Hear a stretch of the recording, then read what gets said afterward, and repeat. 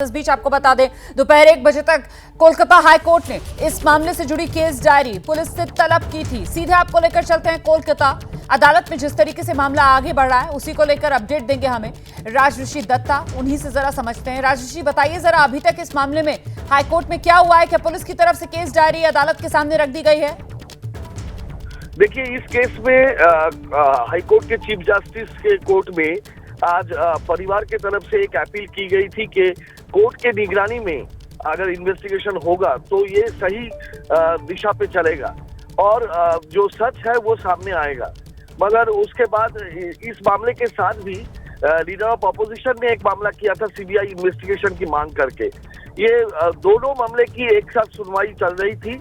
इसी बीच में chief justice ने 1 बजे केस डायरी को पुलिस को बोला है कि केस डायरी आप कोर्ट में लाइए। केस डायरी वो होता है जिसमें अभी तक का इन्वेस्टिगेशन का हर डिटेल होता है, तो वो चीफ जस्टिस खुद देखेंगे, इसीलिए केस डायरी लाने के लिए बोले हैं। कोलकाता पुलिस की तरफ से जो आज अभी तक पता चला है कि वो केस डायरी लेके कोर्ट में अभी आए हुए हैं।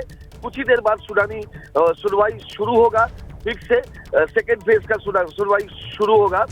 इस केस में जो 1 बजे के पहले जो सुनवाई हुई थी उसमें चीफ जस्टिस ने बोला है कि पूरे स्वच्छता से ये इन्वेस्टिगेशन होना चाहिए और जो स्टूडेंट मूवमेंट हो रहा है उनके एक कलीग ये बुरी तरह से उनका मौत हुआ है, रेप हुआ है, तो उनका भी सुनना चाहिए पुलिस को। और क्या राजऋषि इस मामले में क्या बंगाल सरकार की तरफ से भी कोई अपनी बात रख रहा है? क्योंकि कल हमने देखा था किस तरीके से ममता बनर्जी की तरफ से साफ कर दिया गया था, रविवार तक का अल्टीमेटम बंगाल पुलिस को दिया गया था कि अगर तब तक जांच पूरी नहीं होगी तो फिर मामला सीबीआई को सौंप दिया जाएगा।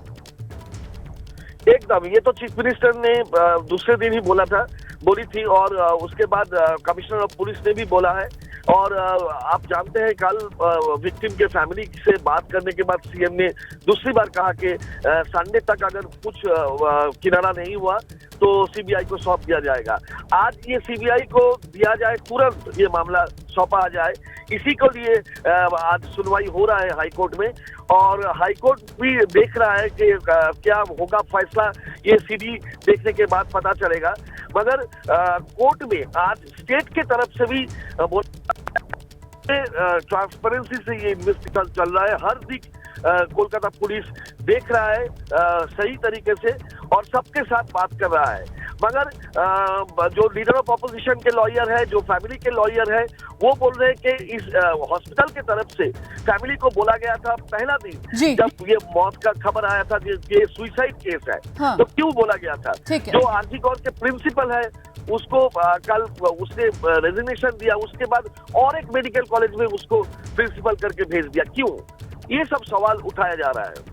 बिल्कुल, तो परिवार के कई सवाल हैं और इन्हीं सवालों के साथ परिवार कोर्ट में है। अदालत की निगरानी में इस पूरे मामले में जांच की याचिका जो परिवार की तरफ से लगाई गई। वहीं बंगाल के अंदर जो नेता विपक्ष हैं शुभेंदु अधिकारी, उन्होंने इस मामले में सीबीआई जांच के लिए याचिका लगा दी। फिलहाल हाईकोर्ट में मामले पर सुनवाई चल रही है। केस डायरी अदालत ने मांगी थी और वो केस डायरी अदालत के सामने रखी गई है। नजर हमारी बनी हुई है कोलकाता हाईकोर्ट पर।